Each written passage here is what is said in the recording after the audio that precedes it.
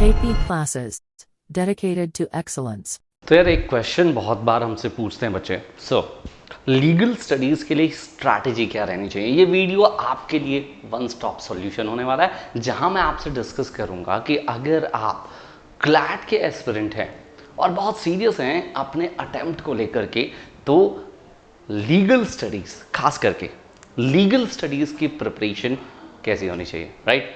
तो चलिए जी स्टार्ट करते हैं with the topic, sir how to prepare legal studies for CLAT examination, right. तो जैसा आप जानते हो कि अगर हम लीगल स्टडीज़ की बात करें तो क्लैट एग्जाम में ऑलमोस्ट 30 to 33 क्वेश्चंस आपको देखने को मिलते हैं, राइट।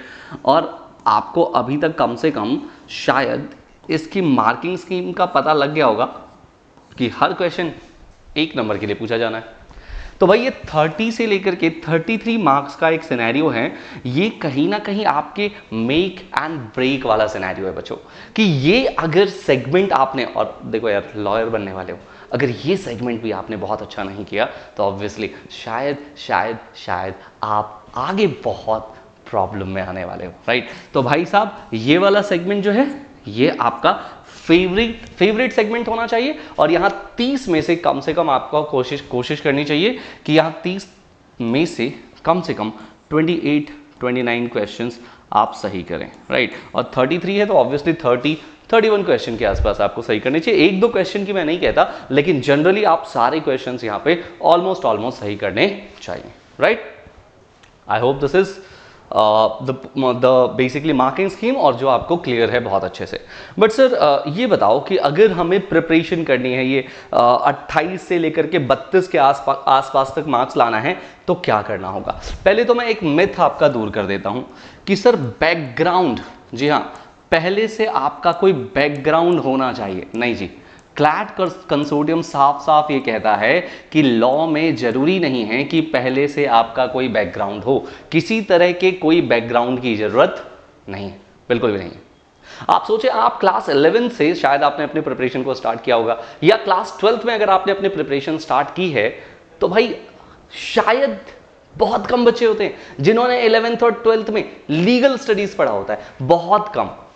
और क्लैट कंसोर्टियम कहता है कि अगर आपने लीगल स्टडीज नहीं भी पढ़ा है, टेंशन मत लो, हम आपसे आपके बैकग्राउंड नॉलेज को टेस्ट करने वाले नहीं हैं। सर अगर ऐसा नहीं हो रहा तो क्या भाई, आपको चाहिए सिर्फ और सिर्फ लीगल अवेयरनेस।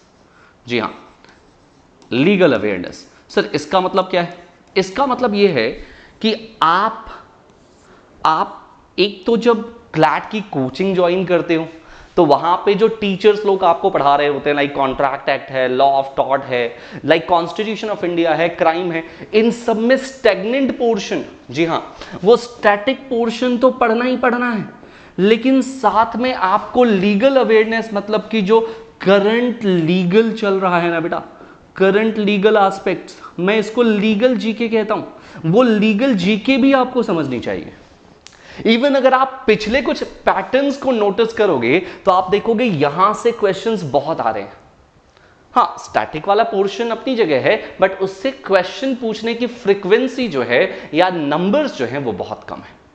तो सबसे ज्यादा हमारे लिए एज क्लैट स्टूडेंट क्या इंपॉर्टेंट है? This segment which is current legal GK. जी हाँ, करंट एस्पेक्ट्स आपको जरूर जानने चाहिए। एक चीज को देखो, मैं जनरली कहता हूं, जो चीज ना आपके फीड पे, इंस्टा फीड पे बार बार दिख रही है और बहुत लंबे समय तक दिख रही है, और वो कहीं ना कहीं मैटर करता है इकोनॉमी से, हमारे पॉलिटिकल एस्पेक्ट से, हमारे इंटरनेशनल एस्पेक्ट से, या हमारे लीगल एस्पेक्ट से, भाई वो आपके लिए इंपॉर्टेंट हो जाता है। That segment is important for you guys, वो आपको जरूर ध्यान में रखना चाहिए। उसके बारे में आपको डिटेलिंग जरूर नोट कर लेनी चाहिए, उसके बारे में आपको अच्छे से पढ़ लेना चाहिए, राइट। ठीक है, देखिए अगर आप मुझसे पूछोगे कि क्या क्या इंपॉर्टेंट चीजें हैं, क्या क्या इंपॉर्टेंट एस्पेक्ट्स हैं जो हमें कवर करने चाहिए, तो मैं क्या बोलूंगा। देखो इंपॉर्टेंट एस्पेक्ट्स में हमारे पास आप देखोगे लीगल पैसेजेस होते हैं, फैक्ट्स होते हैं हमारे पास, राइट। सो आप लीगल पैसेजेस होते हैं, तो इसके लिए क्या करोगे? इसके लिए आपको कोशिश करनी है कि आपकी रीडिंग स्किल्स बहुत अच्छी हो। जी हाँ, मैंने बहुत से लोगों को देखा है, बहुत से स्टूडेंट्स जो है ना वो आके कहते हैं कि सर हमारा ना हमारा जो पेपर है ना वो हम पढ़ नहीं पाए, वो खत्म नहीं हो पाया, वो सारे क्वेश्चंस हम अटेंड नहीं कर पाए। तो अगर आपकी रीडिंग स्किल्स अच्छी है, मतलब आप एक बार पढ़ करके समझ पा रहे हो चीजों को, दोबारा पढ़ने का वैसे भी आपके पास टाइम नहीं, यू नो दैट 120 क्वेश्चन है और 120 ही मिनट है आपके पास, 120 क्वेश्चंस फॉर 120 मिनट्स। पैसेजेस को पढ़ने का टाइम इवन आपको उसी में देना पड़ेगा। अब सोचो एक ही पैसेज को एक बार पढ़ने का टाइम नहीं है और आप उसको दोबारा पढ़ना चाहते हो, हाउ इट इज पॉसिबल? तो आपको क्या करना है, आपको पैसेजेस को एक बार में ही पढ़ना है और उसको एनालाइज कर लेना है। उसकी एनालिटिकल स्किल भी आपके पास होनी चाहिए, उसको एनालाइज कर लेना है और उसके बेसिस पे आपको क्या करना है बच्चे, आंसर देना है। तो लीगल पैसेजेस जो हैं वो कैसे सर, इसके लिए आपको क्या करना चाहिए, आपको ऑब्वियसली जो क्लासेस की नॉलेज है वो तो लगेगी ही लगेगी, क्योंकि स्टैटिक पोर्शन के साथ साथ जीके बहुत हद तक हमारी क्लासेस में हम कवर भी करते हैं, बट साथ में बहुत अच्छा होगा कि अगर आपने कम से कम आधा एक घंटा डेली न्यूज़पेपर पढ़ा हो। वो सबसे बेस्ट सिनेरियो होता है जहां पर आपने न्यूज़पेपर को पढ़ा हो और इसी से आपका दूसरा सेगमेंट जो है करंट लीगल एस्पेक्ट वो कवर हो जाता है, करंट लीगल एस्पेक्ट्स कवर हो जाते हैं। तो ये वाला पोर्शन भी आपका बहुत इजी हो जाएगा, राइट। देखिए इसके बाद जो फैक्ट बेस्ड क्वेश्चन होते हैं ना, पहले बहुत आते थे, है ना, लेकिन अभी कुछ टाइम से क्या किया है, CLAT consortium fact based question थोड़ा कम पूछता है, बट फिर भी मैं कहूंगा एक बार अगर आपने अच्छे से सिलेबस को गो थ्रू किया है तो fact based question is laddoo for you, कुछ है ही नहीं बेटा उसके अंदर, राइट। तो भैया जो लीगल फैक्ट बेस्ड क्वेश्चन है उनको भी आपको पढ़ लेने चाहिए, जिसको आप principles and facts based question कह सकते हैं, principles and fact based questions आपको जरूर कर लेने चाहिए, राइट।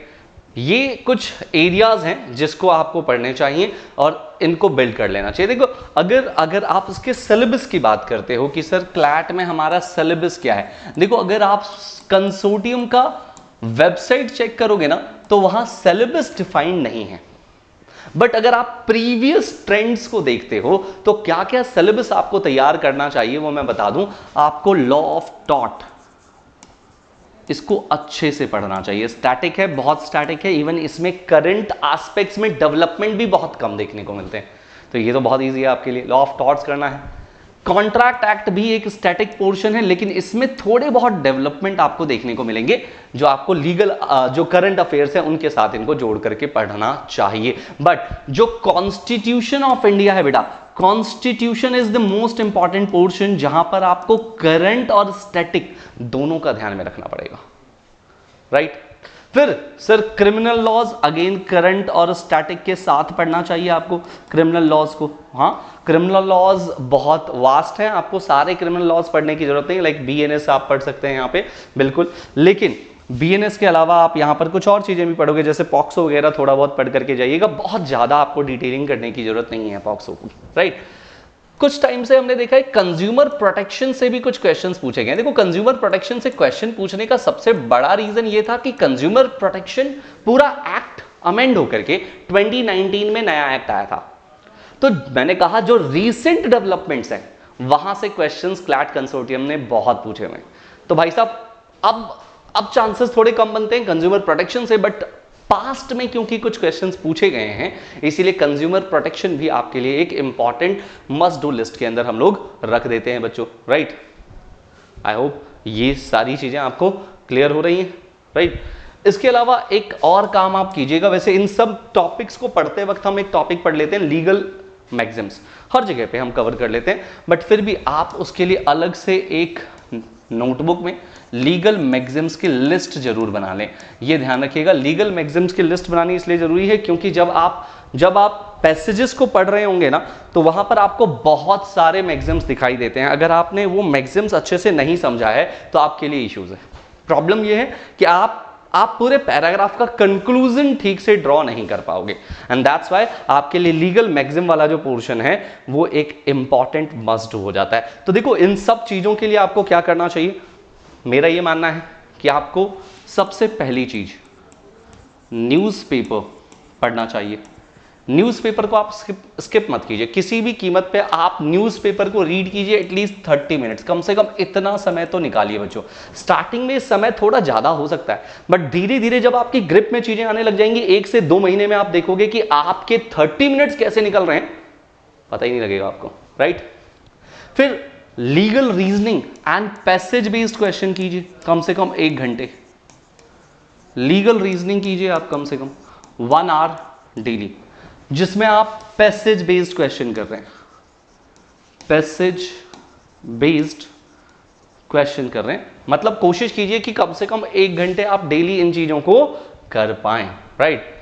भाई ये देखिए, ये जो है ना आपके पास, ये मॉक के फॉर्म में भी हो सकता है, मतलब मॉक ले लीजिए, टेस्ट ले लीजिए, इसके फॉर्म में आप लगा लीजिए इसको, या फिर अगर आप किसी वेबसाइट पे जाना चाहते हैं, वेबसाइट पे जाकर के, या फिर आप इसको सेल्फ करना चाहते हो तो आप ये सेल्फ भी कर सकते हो, आप इसको सेल्फ भी कर सकते हो। मान लो कोई बुक ले ली और उस बुक से आप उसको करना चाहते हो, आप उसके थ्रू भी इस चीज को चेक कर सकते हो, बट कम से कम ये 1.5 घंटे मुझे लगता है आपको आपके आज से, मई से लेकर के, और अगर ये नवंबर दिसंबर तक आप कंटिन्यू करते हैं, लीगल रीजनिंग आपके ग्रिप में आ जाएगा। मैं नहीं कहता कि 4 घंटे 6 घंटे आप सिर्फ लीगल रीजनिंग पढ़िए, क्योंकि ऑब्वियसली आपके पास और भी चीजें हैं पढ़ने की, लेकिन अगर आप क्लास 11th और 12th के स्टूडेंट हैं तो 1.5 से 2 घंटे आपको लीगल रीजनिंग को देना चाहिए।